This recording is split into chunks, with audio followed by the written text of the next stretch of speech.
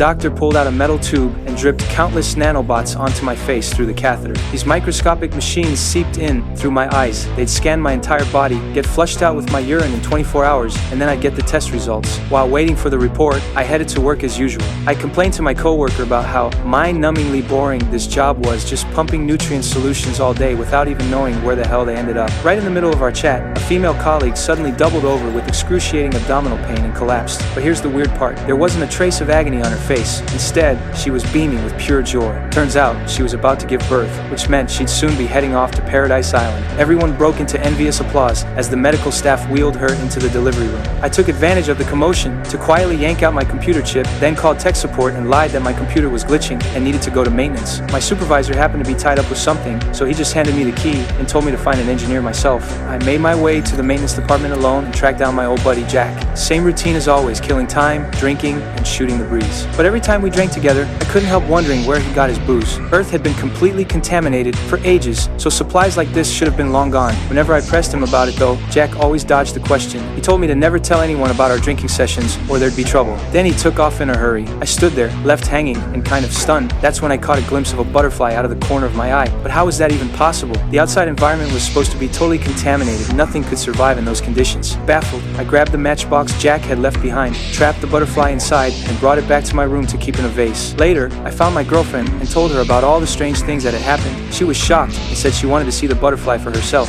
But right then, the big screen flashed a new lottery announcement and her name was on the winner's list. The news hit me with mixed emotions. I was happy she'd soon be living the good life, but crushed knowing that once she left, who knew when I'd ever see her again. That night I couldn't shake the feeling that something was off. Staring at the butterfly trapped in the vase with no way out, I tossed and turned, unable to sleep. Then a crazy idea popped into my head. In the dead of night, I used the key I'd grabbed earlier that day and snuck back to where I'd found the butterfly. I set it free and followed close behind, determined to figure out where it came from. At the end of the corridor, I pushed up on a floor panel above my head and discovered an entire level I'd never seen before. To uncover its secrets, I changed into a caretaker's uniform to cover my conspicuous white jumpsuit. I stumbled into the maternity ward and saw that my colleague had already delivered her baby. I was genuinely happy for her, but the joy didn't last long. A nurse strapped her feet down tight and flashed an eerie smile. Before she could even react, another doctor injected a massive dose of poison into her IV line. After a few violent convulsions, she got her wish. She was on her way to Paradise Island. I couldn't believe what I was seeing. Did I imagine that Earth's so-called last sanctuary was actually a one-way ticket to the grave? Then the nurse carried the baby into the next room, and I was stunned to find a woman lying there who looked exactly like my dead colleague. There was no time to waste. I had to find my girlfriend and tell her everything before it was too late. What I didn't know was that Old White, investigating the surgical mishap, had reviewed the security footage and spotted my ID bracelet. He immediately ordered all his men to hunt me down. I found my girlfriend and grabbed her hand without a word. Once we reached the